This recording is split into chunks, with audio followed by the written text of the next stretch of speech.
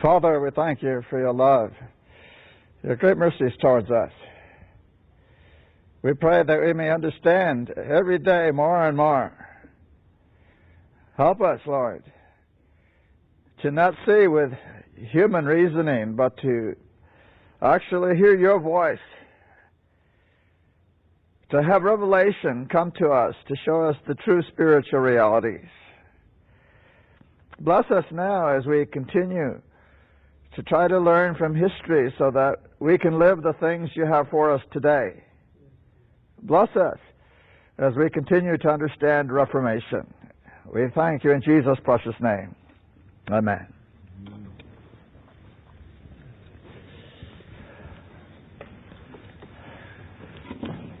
Okay, I don't know how you're keeping track of all of this, but I hope you're seeing a continuum here of things developing. Right now, we are at the place where Luther is being pushed towards an actual confrontation with Rome. It hasn't happened yet. So far, he's just been talking and writing and doing different things. But now, he's being moved towards a confrontation. He wrote his letter, you remember, and he was expecting some nice news back. But what he didn't know was, as he was sending his letter, they had declared him a heretic, and they were sending a letter to do him in. And when he finally got word of that, he was indignant. He said, "What is this? They gave me 60 days. It hasn't even been 16 days yet." Well, we are now at the place where he has received the order to appear before the Cardinal Legate at Augsburg. Okay? Do you remember what just happened at Augsburg? We went over it very quickly. A diet. The emperor was there. All 7 of the electors were there. It was a big deal.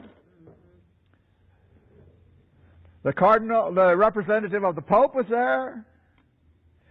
But it's now over, and everybody is left except the emperor is still in the neighborhood. He's out there hunting.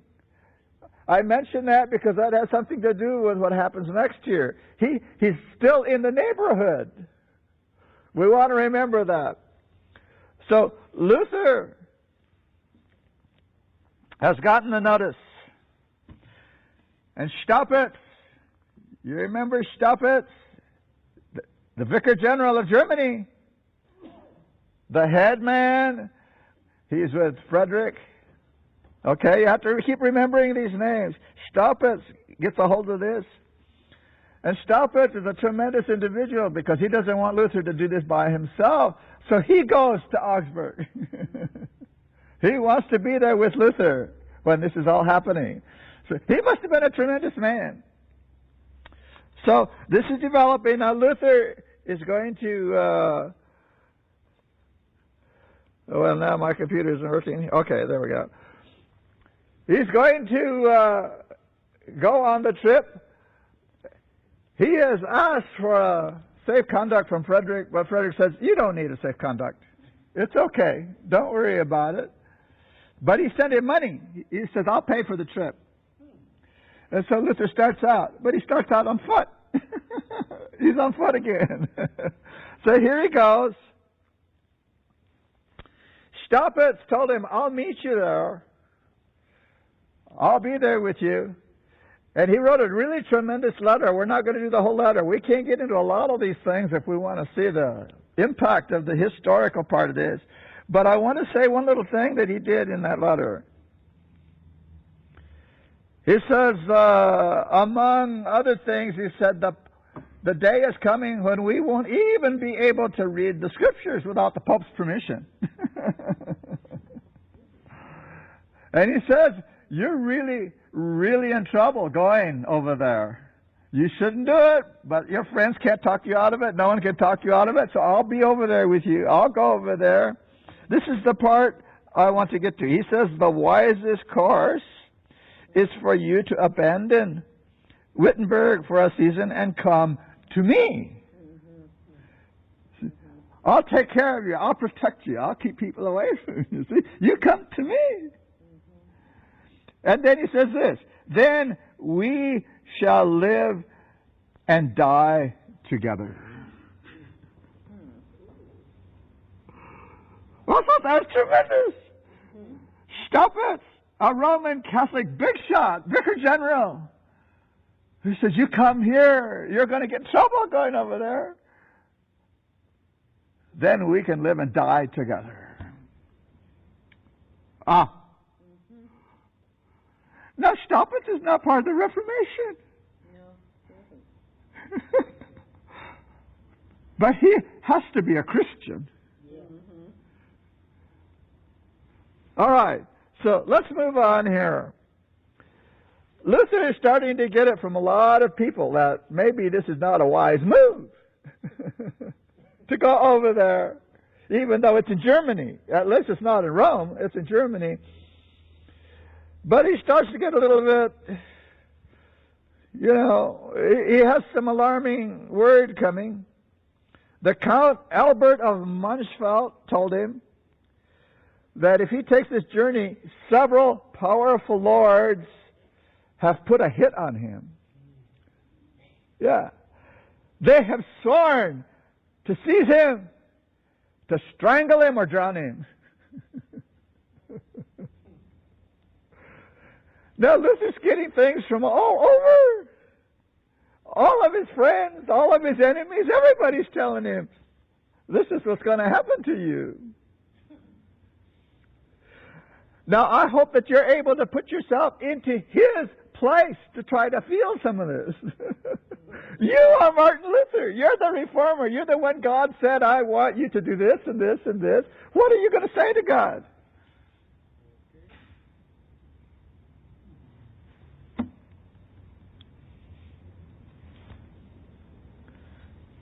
Nothing could frighten Luther.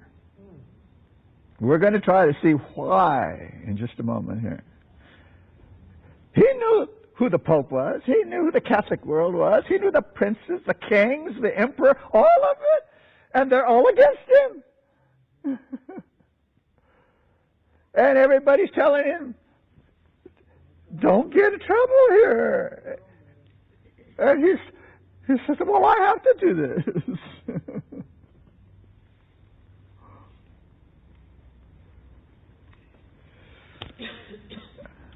All right. Let's do it. It says, Daubigny says, it is by persevering in despite of his adversaries, by proclaiming the truth aloud, and I like that word aloud, in the midst of the world, that the reign of truth advances. Why then should he flee? He is not one that draws back. Okay, I'm going to get down here. He has a faith that goes to the saving of the soul. This expression of the Master whom he desires to serve and whom he loves more than life re-echoes incessantly in his heart. The Master whom he loves more than life.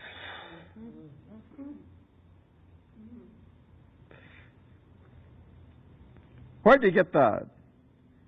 Whosoever shall confess me before men, him will I also confess before the Father.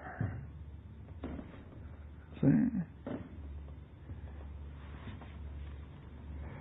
Daubigny says this. The times, the people, Luther, the Reformation, this intrepid courage, this exalted morality, this infinite charity, which the first advent of Christianity had already made to this world. That's Luther. He's like the real thing, because it is the real thing with him. Mm-hmm. There's a difference between going to church and walking the walk and talking Christianity and reality. Reality. When it's real, it's the only thing you know. The only thing. You don't switch back and forth. I was once talking to one of the major theologians in the church, and we got off in the direction of, what is a Christian? And somehow we got to talking about the Christian who sins and confesses, and sins and confesses, and sins and confesses, and sins and confesses. And I told him, that sounds a lot like Roman Catholicism. And he didn't like that one little bit. I said, you know what? I hope you're not opting for the idea that one minute you're a Christian and the next you're not a Christian. And then you're a Christian and then you're not a Christian. I have not found that in the Bible. 5 minutes a Christian, 5 minutes not a Christian. 5 minutes a Christian, 5 minutes not. You're either a Christian or you aren't. No, we all can make a mistake, yes. That's not a problem. We have weaknesses. But Christians live a certain way. It's a trend. It's a direction. It's always there. It's always happening. Have you read Steps to Christ? We're not judged by the bad act or the good act, but the trend of the life. See? The trend of the life of a Christian. Luther was a Christian. Everything you read, that's true history in his own writings, he's a Christian. Now, he didn't always do, the perfect Christian thing. He had weaknesses too, but he was a Christian. This word charity, I can't walk by that. I'm sorry. I said something to you a couple of weeks ago I would like to follow up on. Maybe you don't want me to follow up on it. I don't know. Spirit Prophecy says we should memorize 1 Corinthians, the 13th chapter. That's not the only one she said, but I'm just going to raise that one because that's charity. Here, that's what we're reading right now. Now, please don't raise your hand, but has anybody followed up and started memorizing 1 Corinthians 13? Do we just go through words here, or do we do something once we know that God said, do this? We say, okay, I wrote it down in a note, so what?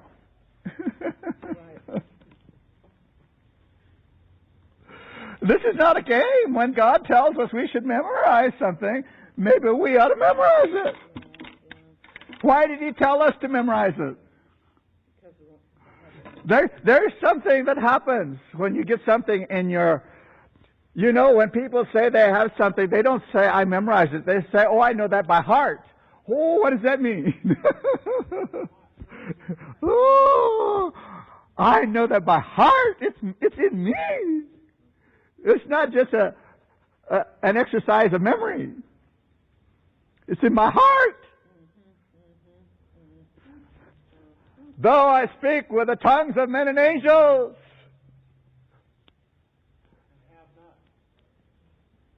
and have not charity. What? You know the words to these things, you just don't have them connected yet. Connect them. You know them. Charity beareth all things, believeth all things, hopeth all things, endureth all things. Charity never fails. Oh. Now, why did Jesus tell us to memorize that? Because the next time somebody pushes your button, you're going to have to ask yourself, is love in me, or am I just a natural human being operating here? Love envieth not, love vaunteth not, itself is not puffed up, does not seek her own. Oh, is that me? That's Jesus. That's love. That's good. Am I getting over there? He said, memorize it so the next time something comes up, it's right there in your head. You know what it says. You have meditated. You've worked it out. You're trying to understand what it means in your life. By the way, Ellen White says to read that verse every day. Now, how many of us are doing that? Reading 1 Corinthians, the 13th chapter, every day. That is part of Seventh-day Adventism. I hope you're not looking down your nose at that person over there that does not know the 2,300 days. I hope you're not doing that. Because they could look at you and say, do you read 1 Corinthians 13 every day?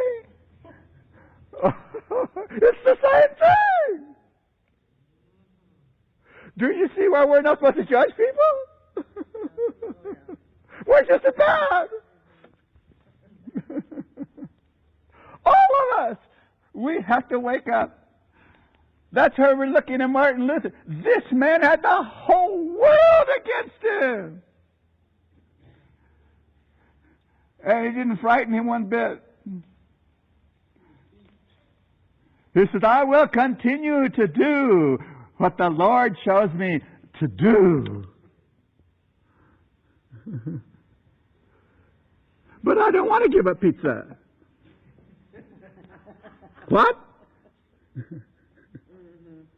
Who's Martin Luther? The whole world against him. And I don't want to give up pizza. Right.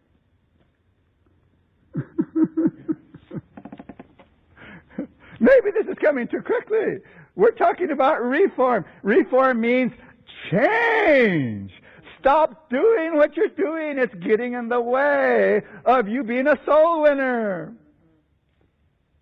It's getting in the way of you reforming the church. It's getting in the way of you reforming your family. It's getting in the way. When I was a child, I spake as a child. I understood as a child. I thought as a child. But when I became a man, I put away childish things. Is that what it says in 1 Corinthians 13? Yeah.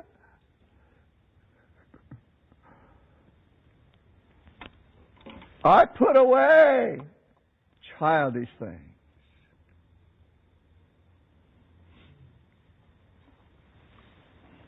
Well, I'm sorry, but that word charity just hit me between the eyes right there. Intrepid courage, exalted morality, infinite charity. Those are Daubigny's words. Tremendous. The man had insight. All right, let's continue here. Luther is talking about, well, if they want to destroy me, big deal. Big deal. All that's left in me is my wretched body, and they can have that. And then he says something that says what his mind is working with. He says, but as for my soul, they cannot take that. He who desires to proclaim the word of Christ to the world must expect death at any moment. Must expect death. For our husband is a bloody husband to us. Now that man got down to brass tacks. Jesus, my husband, is a bloody husband. He requires my death.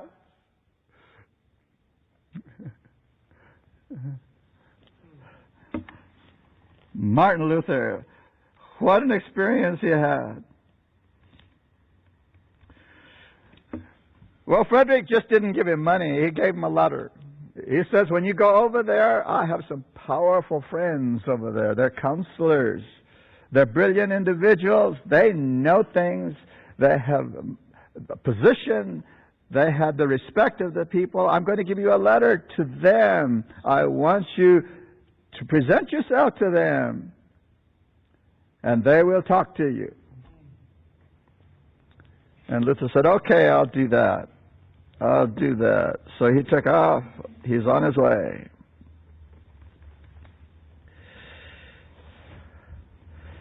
He stopped at Weimar.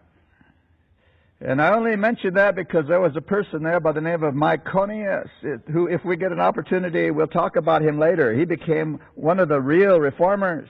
But he's, at this time, a Roman Catholic priest. And he's not very high. He's just one of the monks. And Myconius had read Martin Luther's works. And they had brought peace to him.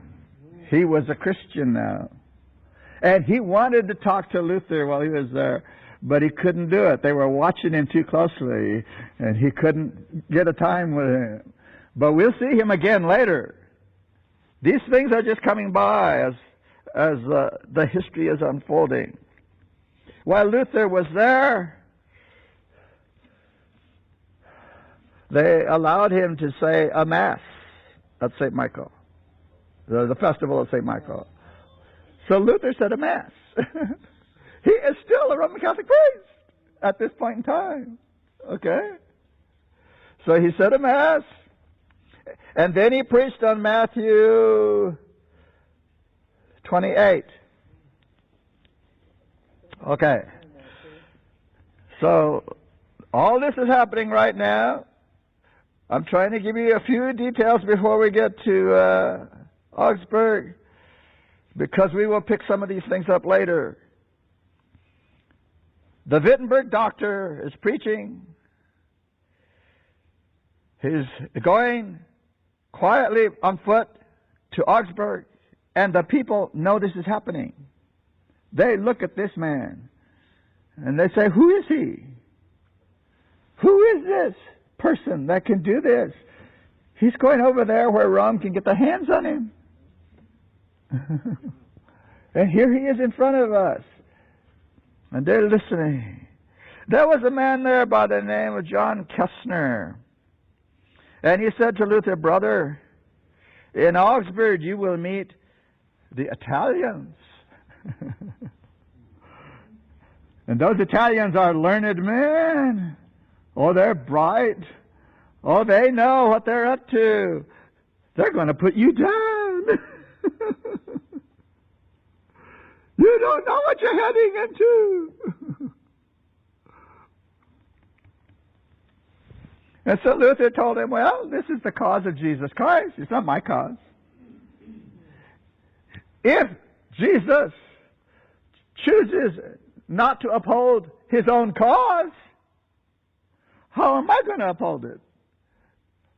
It's not for me to uphold it. It's for Jesus. And if he will not uphold it, it will be to his dishonor.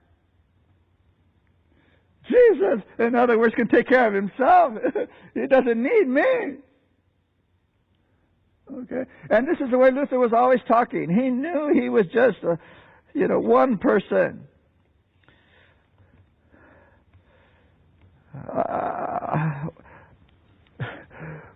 When he was at Nuremberg, his next stop, he met some friends.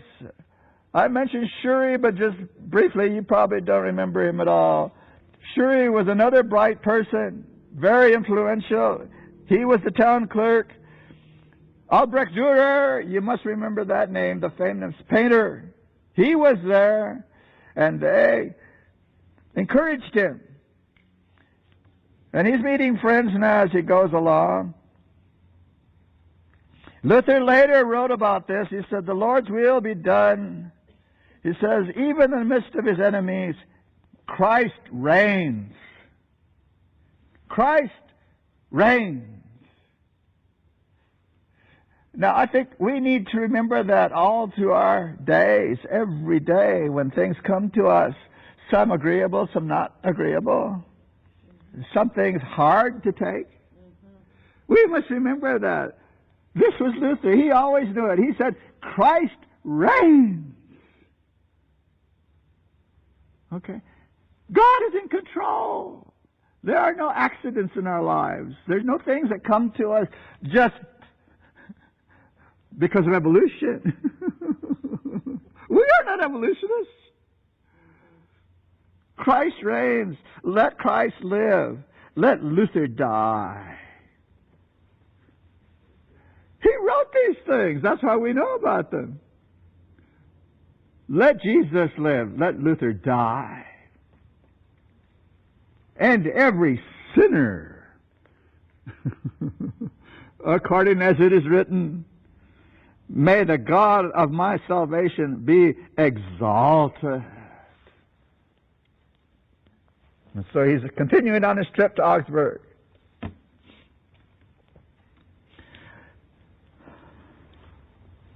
On the 7th of October, they reached Augsburg. Some of his friends went with him. They said, "You can't go alone. We'll go with you." On the 7th of October, they got there. But the day before that, something happened to Martin Luther. All of a sudden, he was doubled up in pain. Pain. Now, how many times has he already been that close to death? Well, here he is again. Just outside of Augsburg. Oh, he says, "I'm never going to make it."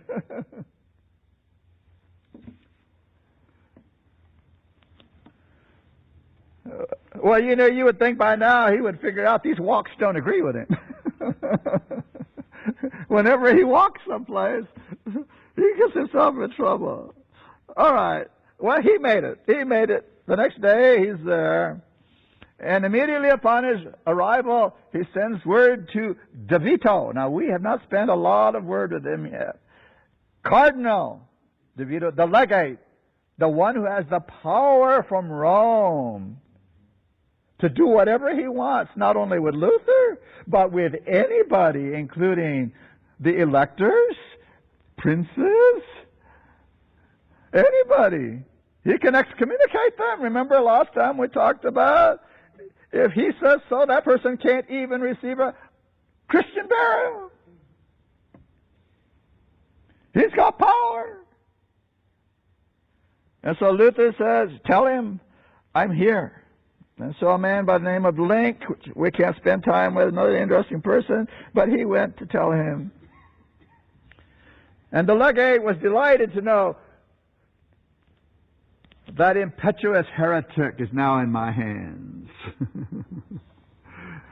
Now, before you get a bad impression about De Vito, by the way, he's not known by that name in history. In the history books, you will hear the name Cajetan. That's the one you pick up. Cajetan.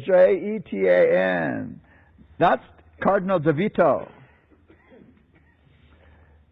And he was obviously a good man as far as anybody could tell. He was moral. He was a serious student. He was bright. He was patient. But you have to realize that what we're facing here is he's also a big shot Roman Catholic. And the Roman Catholic Church has told him, Martin Luther's a heretic. And so this cardinal says, Martin Luther's a heretic. So let's not be too rough on him yet. He's doing his job. He's brilliant. And he knows how to do his job. All right, so anyhow, they haven't met yet. The Diet is over. The emperor is still in the neighborhood. The other ones have all left. You know, if those other ones had been there when Luther arrived, he would have had friends. Powerful friends. If Frederick was still there, powerful friends. Some of the other princes believed also. Powerful friends. But they were all gone. Everybody's gone except De Vito, his accuser and judge.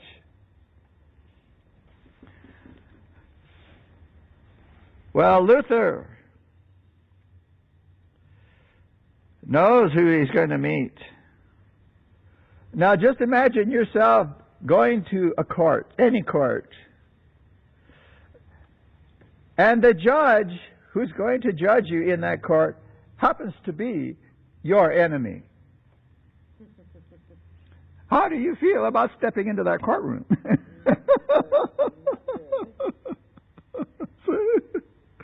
That's what Luther was. He knew who this man was. And this is the man who's going to judge him.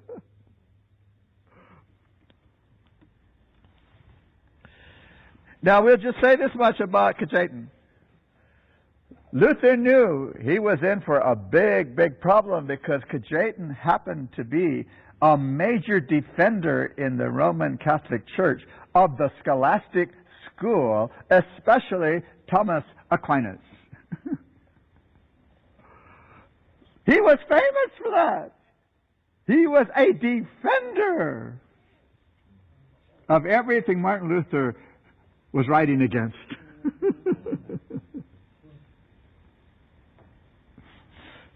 And Luther knows, this is the man I'm going to stand in front of.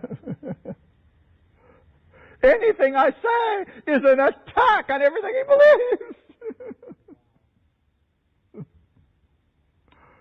Now, if you were Martin Luther, would you step in there?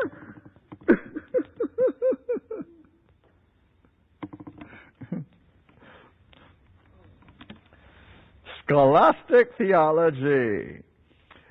Well, in those days, we need another thing to think about here. It was believed by the people in the Roman Catholic Church that legates are above kings because they are the representatives of the Pope himself. So Luther knows this too. This man has the power of the Pope himself.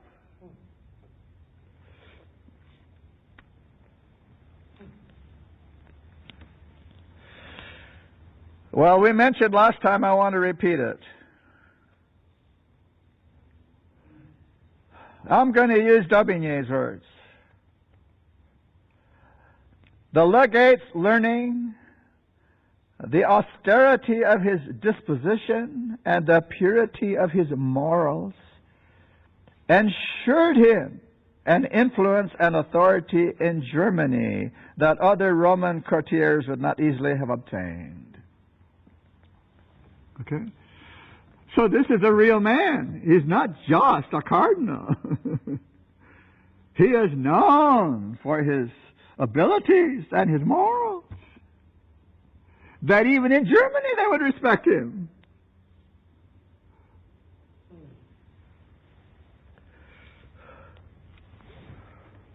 So Luther was here, already declared a heretic, with this man to face. And the legate had it as one of the conditions of his doing his work, that if Luther would not retract, he was immediately to be put under house arrest. He was to be put in prison. No ifs, ands, or buts. That's his job. So Luther has recovered. On Sabbath, the 8th of October. Now, of course, Daubigny does not call it Sabbath. But I just would throw that in because we're trying to understand this history of what God is doing, not what men see.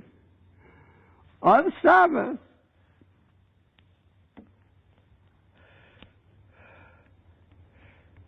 he was thinking about his strange position. Here he is. DeVito's waiting for him. He's going to see him soon. And while he was waiting, somebody knocked on his door. It was Urban of Serra Longa. He was the second in command of DeVito. And what Luther didn't know, this man claimed that he came there on his own because he knew Frederick. He said, I am a friend of Frederick, and I'm here to help you. I'm here to give you some good advice. I'm here to see you move through this and get out okay. But what Luther didn't know was DeVito sent him. He sent him to sound him out to see who this Luther is and to tell him what he needed to do when he finally got over to DeVito. So anyhow, Luther invites him in. And they start talking, and he says, you know, my friend, there are certain little things you don't know about Italians, and I'm just going to tell you a couple things that will help your situation. Everything's going to turn out all right. He says, I'm come to offer you good advice. Be wise and be reconciled to the church. Submit to DeVito. Don't fight him. Just listen and just do the things, because he's not going to ask you to do strange things. And so Luther said, you know, there was an abbot recently in Florence. He was saying some things, and the church invited him over to talk about it. And he decided, yeah, maybe I'm being a little overzealous here. And he retracted some of his major statements, and they took him back in, and everybody was happy. He says, that's the way it works. That's the way it works. He retracted his errors, and Luther stopped listening, and he said, wait a minute.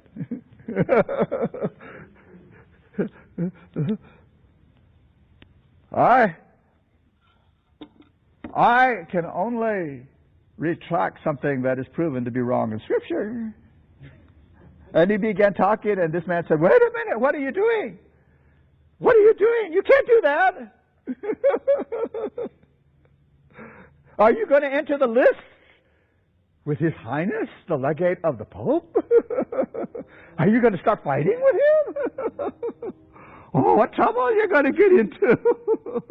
No, I'm here to help you. You can't do that. Beware of that. And Luther says, if they convince me of having taught anything contrary to the Roman Church, I shall be my own judge, and I will immediately retract. They just need to show me I've said it wrong. That's all, from the Scriptures. I will immediately retract. Oh. And of course, Longa heard that, and he thought, well, we're getting someplace here. He says, oh, okay. But Luther says, but if the legate relies on the authority of St. Thomas instead of faith in the Word of God, I will not yield. Oh. Now, we have not heard Luther talking like this before, have we? All of a sudden, he's facing Rome, and something's happening. He sees the issues.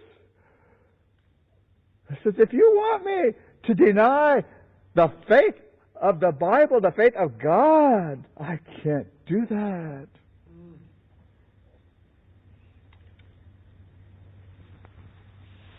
And so DeVito says, Longa says, well, you intend to break a lance with DeVito then? You're going to fight with him?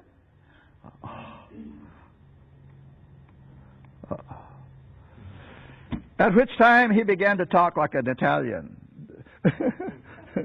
I don't know if there are any Italians here, but you'll know what I'm saying is true. I've been around Italians on a very personal level.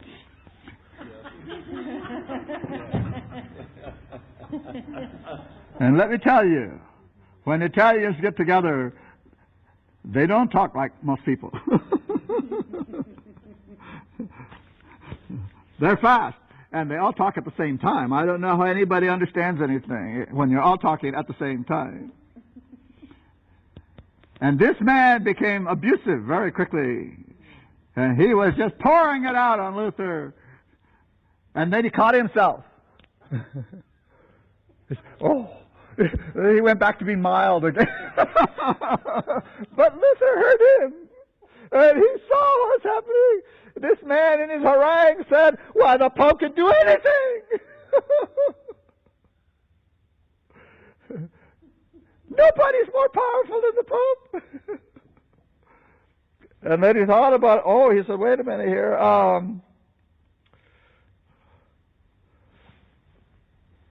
You ought to listen to me. We can smooth this all out. But Luther caught wind of this now, and he says, well, Luther later tells us in a way that we can understand, he stopped communicating at that moment. He's no longer open and just discussing and talking anymore. Now he's weighing everything he says and the way he says it.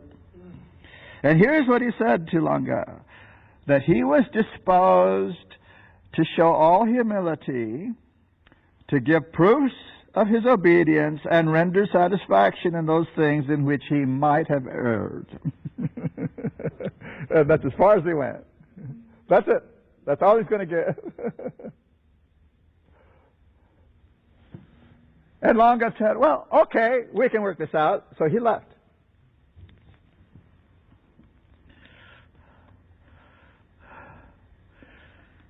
Well, Luther later writes it so we can understand it. He said, this crafty Simon has been badly taught and trained by his Greeks. In other words, he really blew it. But Luther, the historians don't say this yet, but we can pick it up just now. Luther is beginning to learn about how the big shots in the Catholic Church do things. And he is not very impressed. He says, this was one of their smart ones? This is one of the ones to turn me around? And for Martin Luther, that would be a thing to give him courage, because if this is the best they have, see what's happening here? We can pick up this little aside just now, because this will begin to happen to Luther as he begins to see the low mentality of these brilliant people. The way they do things. And this is going to do something to him down the road.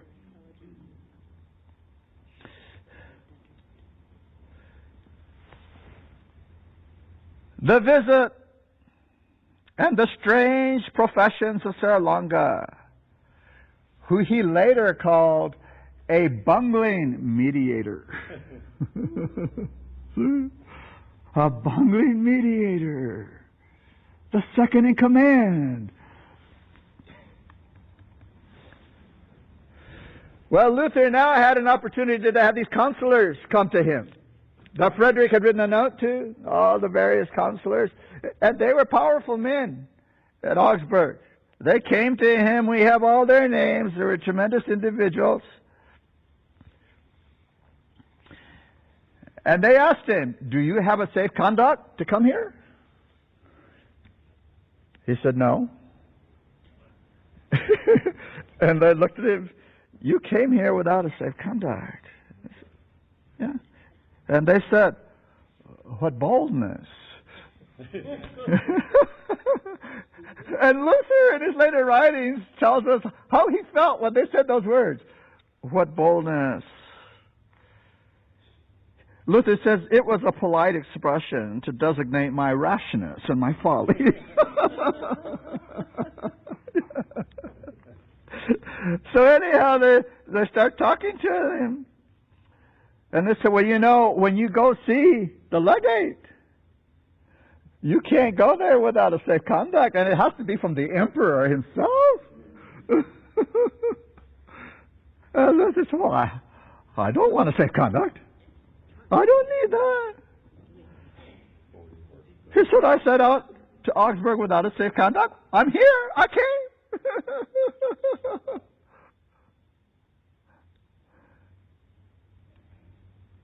And so these men were sharp. These men were sharp. This way, you know, the elector recommended you to us. And you ought to listen to us.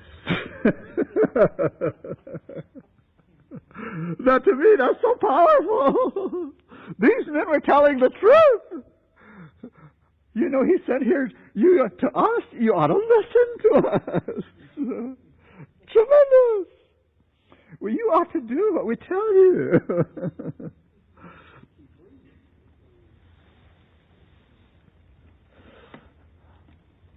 And so one of those counselors took Luther aside. He says, you know, he's going to tell you this, and he's going to tell you this. But you ought to know that cardinal is really irritated against you. And it doesn't matter what he says. Italians are liars.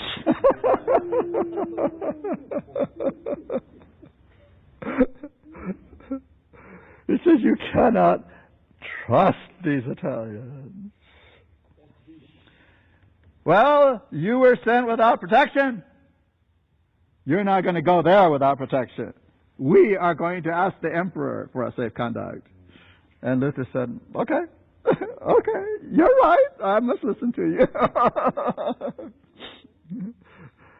So, they sent. Now, the reason I have mentioned a couple of times where the emperor was, because history doesn't tell us, but I believe that somebody went directly to the emperor because he was in the neighborhood. He was over there hunting. And Luther got the safe conduct from the emperor. So I think it's providential. God had him stay there so he'd be handy when this came up. All right. So he comes back, this weirdo, this bungler, and Luther's going to listen to him again. And this is what he says this time. He says, you know, I will myself conduct you to him, but there's a couple of things you need to know first.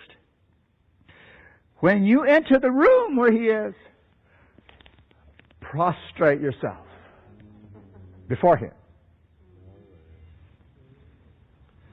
Put your face in the ground. And when he tells you to arise, then you arise. And then you kneel before him. And then you wait for further orders. Remember, you're about to appear before a prince of the church.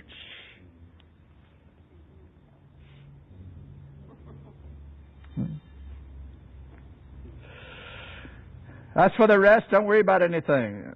I've taken care of a few things. It will all go smoothly. It'll go okay.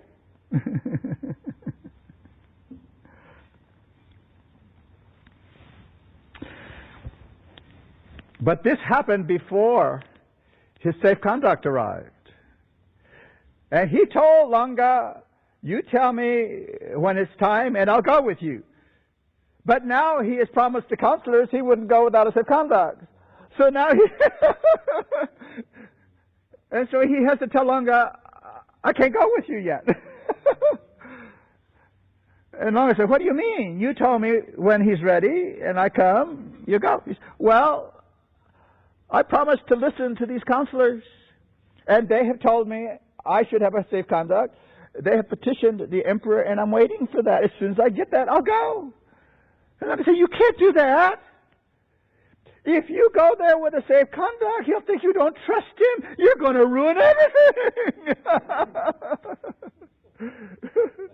He doesn't mean you any harm. You don't need a safe conduct. Let's go. And I said, well, I can't. I promised them I was waiting for the safe conduct. So here is starting to turn. And I really believe the Lord arranged it all this way. So we see both sides of this very quickly. Remember, nothing's by accident. This is all according to God's plan.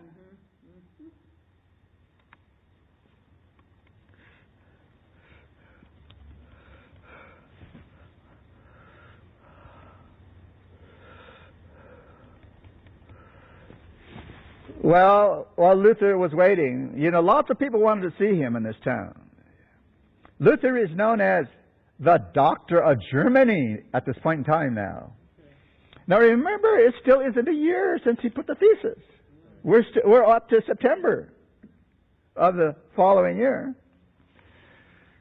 Well, one of the individuals, John Frosch, the prior of the Carmelites, another powerful Roman Catholic priest, invited him. He said, why don't you come over here for a while?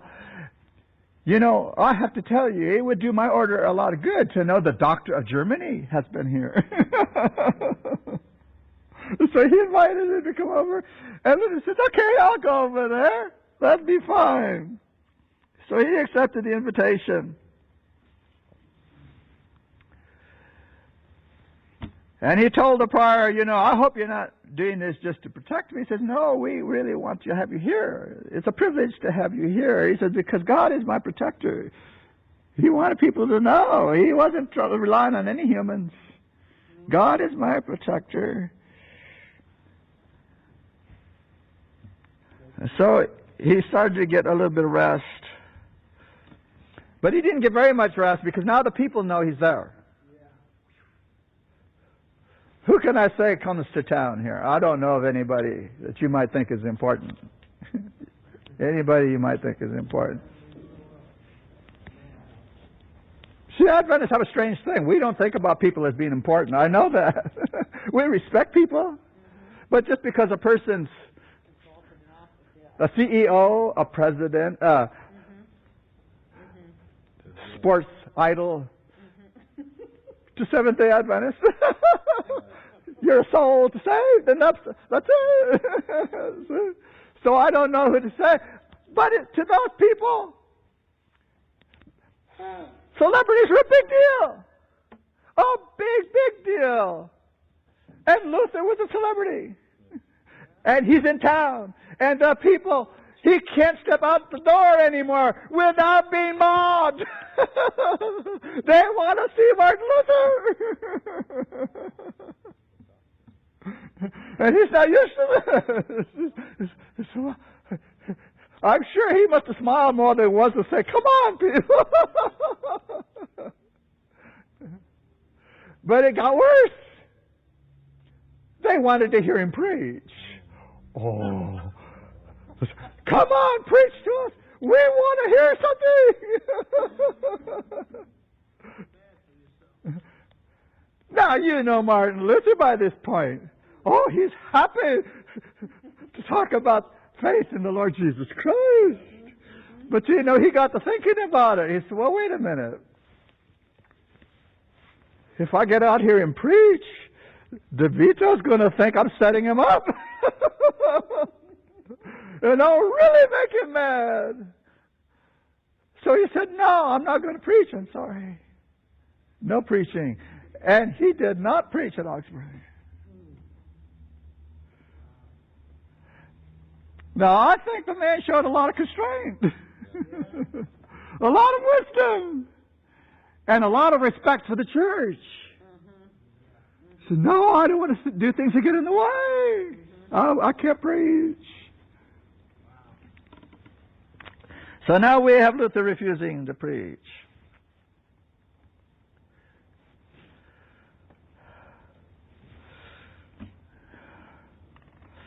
Well, Lunga is getting a little bit upset with him because he's waiting for that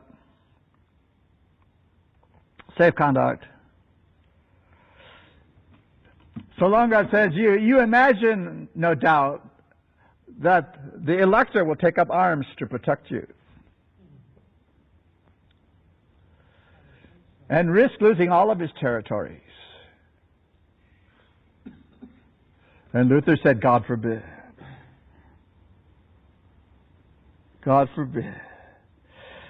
And so Lunga said, you know, when all forsake you, where will you take refuge?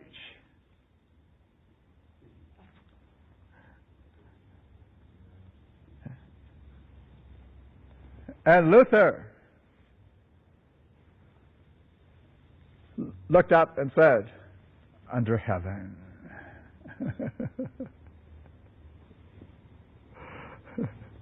Heaven. And that stunned Lunga. What? And he was silent. He couldn't speak. What a sublime answer. When all forsake you, where? Under heaven. So Lunga thought about that for a minute, and finally he got his speech back. And he said, well, what would you do If you held the legate, the pope, and the cardinals in your hands, as they have you now in theirs, what would you do?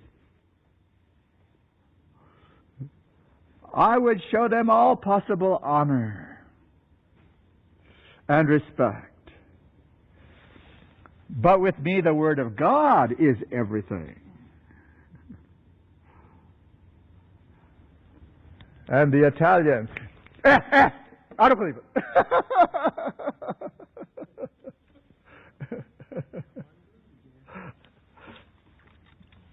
I hope you're ready for that someday. You're going to tell people what's in your heart. You're going to tell them about what you know and your experience about Jesus Christ. They're going to ask you questions, and they're going to do that. I don't believe it.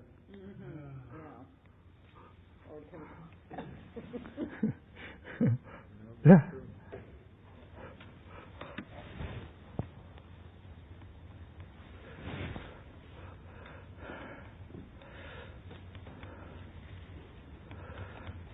Walunga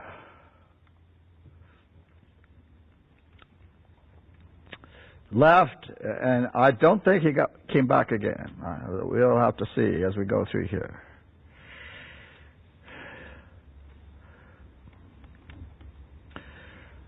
I'm having to decide here what to skip, what not to talk about here. There's so much good history, but I want to stay in the line that we're approaching here.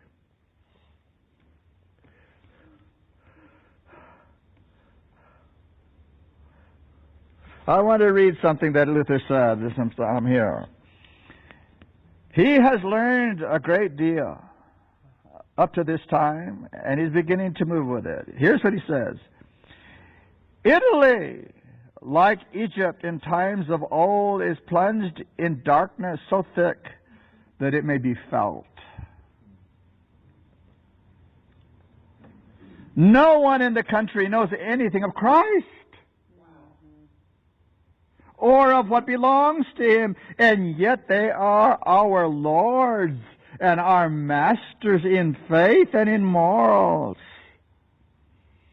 Thus the wrath of God is fulfilled among us, as the prophet saith, I will give children to be your princes, and babes shall rule over them. Do your duty to God, my dear Philip, and avert his anger by pure and fervent prayer. He wrote that letter while he was waiting to go see DeVito. He knows now where he is, what's coming, how he needs to relate to it.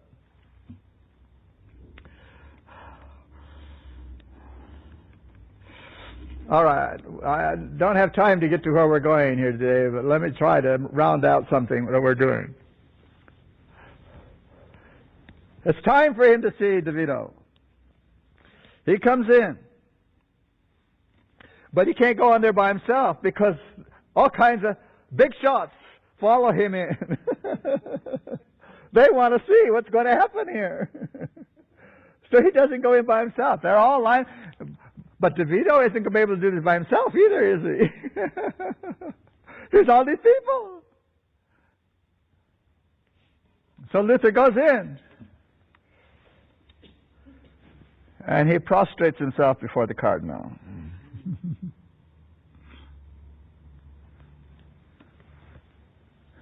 Now you're the cardinal for right now. What are you thinking? Oh. Got him where we want him. Got him. So Luther's. So no doubt this pleased legate told him, stand, my son. And Luther didn't move. Now historians don't say anything about this, but my brain's just picking it all up and saying, wait a minute, he didn't get up. Why did he do it that way? And so DeVito says again, stand, my son. And this time Luther gets up. I don't know about you, but I'm getting a message from that. Luther was sending a message to him. I'm not doing things because you're telling me. I'm doing it when I decide. I think that's what he was saying. Now, that's just a conjecture, so don't say you read that in a history book anyplace. I haven't read an history book, but that's what I see happening here. Okay? So Luther stands up. And this is the powerful Cajetan standing there, who kings tremble when he comes into town. And he's standing there, and Luther's standing there, and they're looking at each other.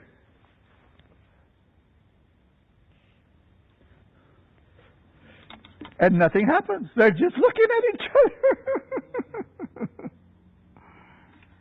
other. And so Luther begins to think about it. He said, well, maybe he wants me to say something. So Luther begins to speak. Most worthy Father, in obedience to the summons of His papal holiness and in compliance with the orders of my gracious Lord the Elector of Saxony, I appear before you as a submissive and dutiful son of the Holy Christian Church, and acknowledge that I have published the propositions and theses ascribed to me. I am ready to listen most obediently to my accusation, and if I have erred, to submit to instruction in the truth.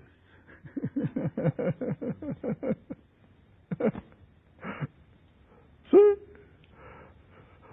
That's wonderful. This is a humble Christian respecting the office.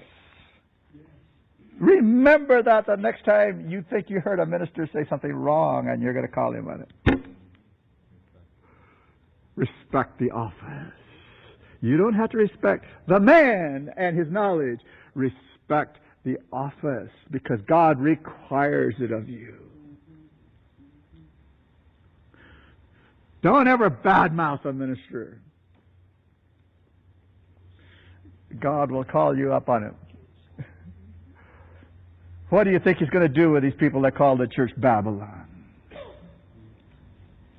I wouldn't want to be one of those. I'm sorry. I wouldn't trade places with them for anything. No.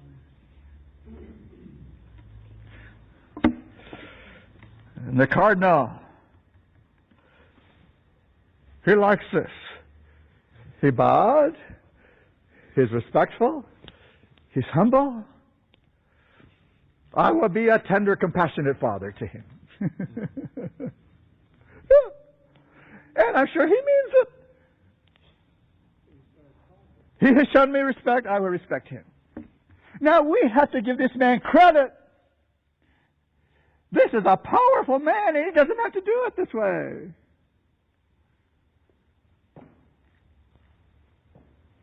My dear son, you have disturbed Germany. You have disturbed Germany by your dispute on indulgences. I understand that you are a very learned man in the Holy Scriptures, and that you have many followers. For this reason, if you desire to be a member of the church and to find a gracious Father in the Pope, listen to me.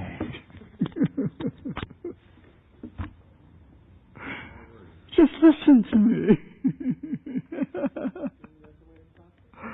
Oh. No, that's enough to melt you, isn't it? So here's what he said. Here's what he said. There are 3 articles which, by the command of our Holy Father, Pope Leo X, I have to set before you. First, you must bethink yourself, own your faults, and retract your errors, propositions and sermons. Secondly, you must promise to abstain in future from propagating your opinions. And thirdly, bind yourself to behave with greater moderation. And avoid everything that would grieve the church. Now, if the General Conference President came and said those things to you, what would you do?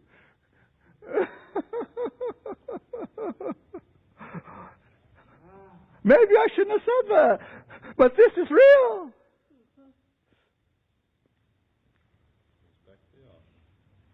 I've heard the words, you shouldn't be here. Having outside meetings. I've heard those words. And I was having meetings inside a Seventh-day Adventist church at the request of a Seventh-day Adventist pastor. And an official comes to me and says, you shouldn't be here. No, I don't give any names. That's not the issue. But let me tell you, I know these things happen by good men who believe what they're doing is right. Okay?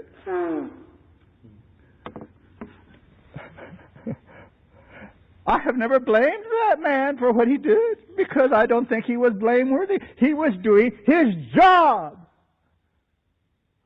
DeVito is doing his job.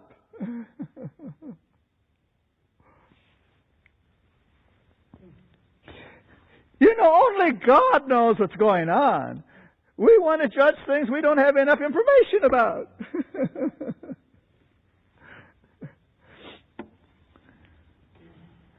Most Holy Father, I beg that you will show me the Pope's brief, by virtue of which you have received full powers to treat of this matter.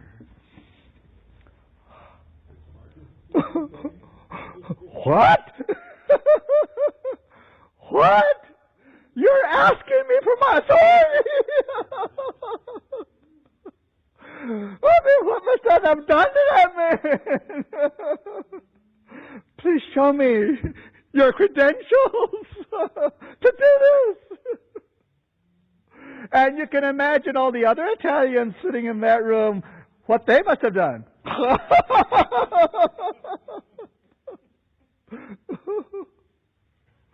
Nobody's ever heard anything like this.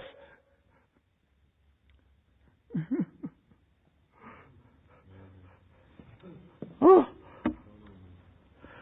That is a room full of astonished people, let me tell you. I mean, they know this is a strange man, but how did he come up with that?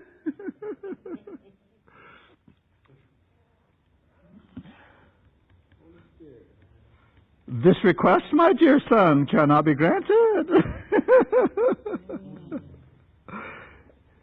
You must confess your errors. Keep a strict watch upon your words for the future, and not return like a dog to his vomit, so that we may sleep without anxiety or disturbance. Then, in accordance with the order and authorization of our Most Holy Father, I will arrange the whole business.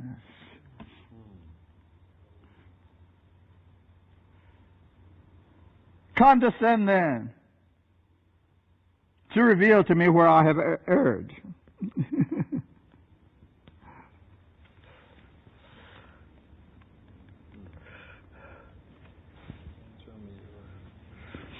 Now, you're DeVille. You're the most powerful man in the world as far as the Catholic Church is concerned, next to the Pope. What are you going to do with this? Luther has just told you, I'm not going to recant until you tell me what I'm supposed to recant of. Show me my errors. You have the power of death over this man, and he's telling you, show me something.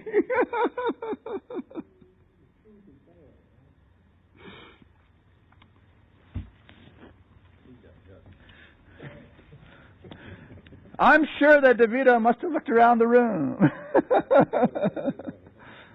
and said, this is not being done in private. Should I let him talk to me this way?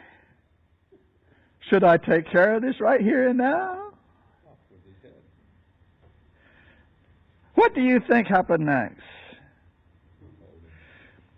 DeVito, who had thought, because of his position and who he was, I mean, he was a bright man. We have not gotten to what he knows yet. But this individual didn't have the slightest inkling that this was going to happen.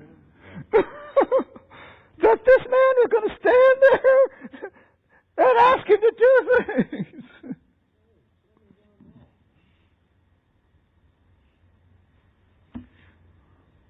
His easy victory is not an easy victory all of a sudden. Here's a man asking him for a discussion.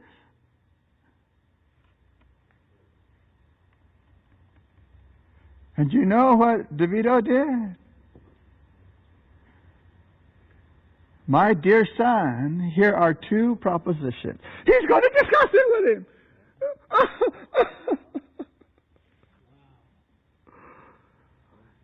Now, I say we have to give this man some credit. This man says, okay, let's get to it. Let's get to the bottom of this. I don't have to, but I'm going to enter into this with you. Oh, most dear son, here are two propositions you have advanced and which you must reflect upon. First, the treasure of indulgences does not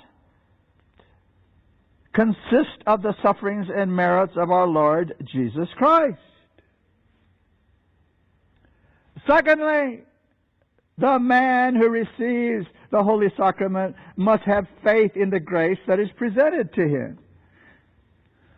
See? There's two things you must think about. Now, why did DeVito pick those two things? This begins to show who he is as a mental giant. Because that's what he is. This is no... He has focused it down to the two things Martin Luther has said that would destroy the Roman Catholic Church. He sees it. He understands it. And of course he believes they're wrong. But he sees the issue.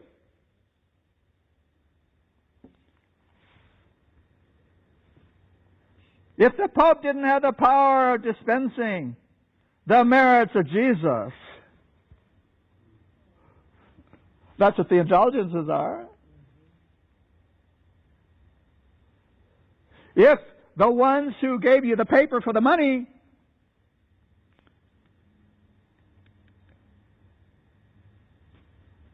the paper would lose its value. Because if the Pope doesn't have the power, then what are they doing? Taking money for it. And by the way, notice the issue. Money. Money.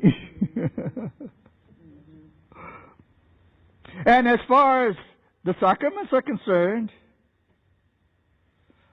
those are sold by the church also. You don't get baptized until you pay. You don't get married until you pay. You don't get buried until you pay. We're talking about revenue. The two things that are holding up the Catholic Church. Revenue. And DeVito has focused on Luther, you're attacking the way we make our money. There will be no more Catholic Church if you take away the Pope's power to do things like that.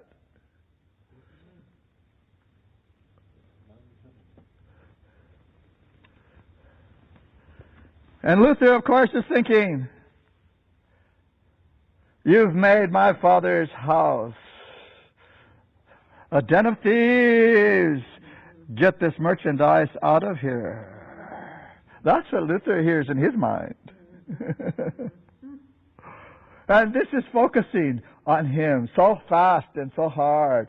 He's seen things in a whole new light, but he's seen it clearly. He knows all of Rome is at stake here now.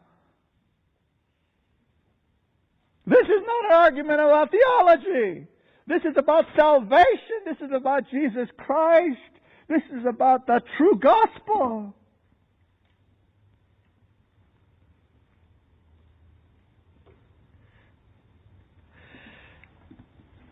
So DeVito says, these are the issues. Now, in confuting what you're saying, I will not appeal to the church fathers. I will stay in the Scriptures. In other words, I'm going to take you on and I'm going to show you your errors from the Bible.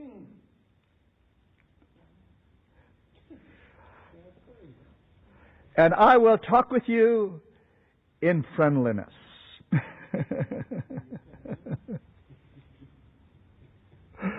Here's everybody sitting around. There's the powerful man. There's the foolish monk. Here we go. But he had just started talking when all of a sudden he's quoting from the extravagance of Pope Clement. He started giving opinions from the schoolmen. Now listen, wait a minute. You're quoting from the extravagance of Pope Clement?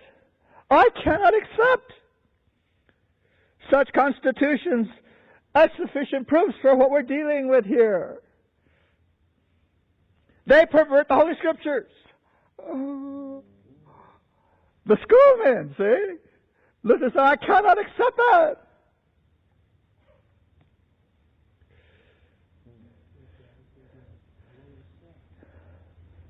The Pope has power and authority over all things. And Luther says, accept the Scriptures.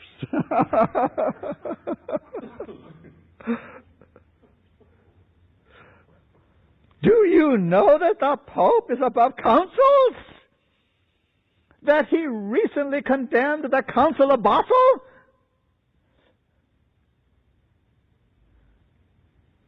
The University of Paris has appealed from that sentence. This man is not dealing with a dummy monk. He's in tune with everything that's going on in the Christian world at this time.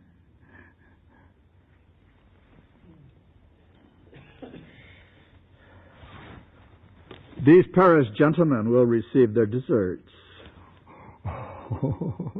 There's the power. There's the power. Say, we don't care about the University of Paris. We'll give them.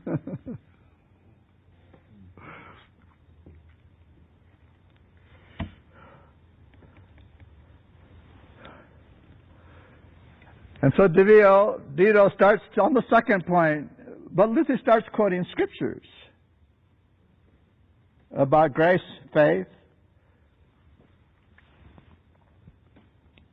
And so DeVito says, well, it's about faith in general that you're speaking. And Luther said, no. Can you imagine what that word no sounded like to that room? No. And one of the Italians in the room could hardly contain himself. Oh, he jumped up and he started to say something to me and said, sit down. And Luther said something else and that Italian jumped up again. And the Vito said, quiet. I'm handling this. And that happened several times. DeVito finally had to send him out of the room. And so this man's boiling outside the room. I only mention that because something's going to happen before we close here. We're already over.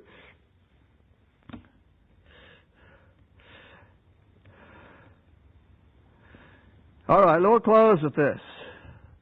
As for indulgences, Luther said, if it can be shown that I am mistaken, I'm very ready to receive instruction.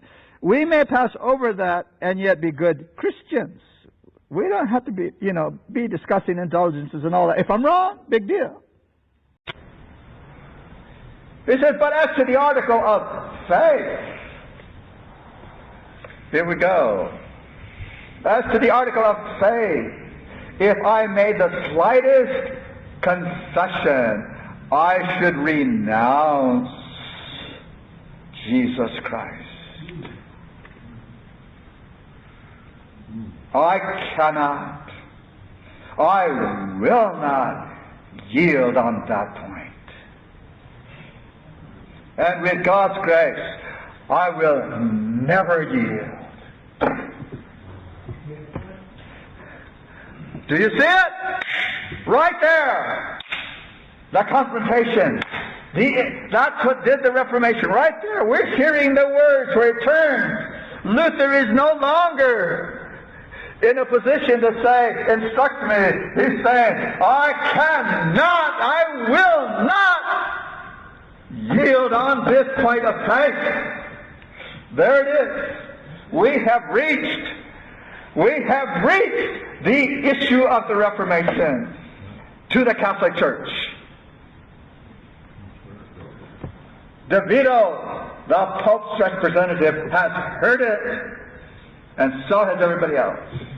I will not yield. And DeVito is becoming angry. He has heard something from this monk he never expected to hear. And so he says, whether you will or don't will, you must retract. This very day, or upon that very article alone, I will condemn you and everything you teach.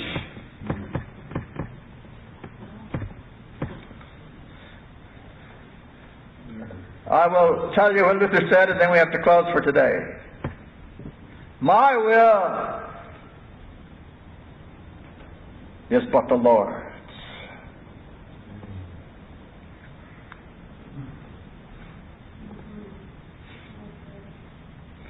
Be ready to say that and mean it. Because God's going to put you in a place where you're going to be tested on it. If you will bend a little bit in this direction or that direction. My will is but the Lord's will. Let him do with me as seemeth good to him. But if I had 400 heads, I would rather lose them all than retract the testimony which I have borne to the holy Christian faith. So now, for next time we move to another space, Luther's not going to start putting things in writing because he knows talking doesn't do one little bit of good. He's going to put it in writing because he knows something we all probably know here. That the writing stays. And you can look at it again and again and again. And if you throw it away, you can pick it up and it's still there. Which is what DeVito's going to do when Luther writes. He's going to throw it away, but it doesn't do one bit of good. We'll get to that. All right, let's pray.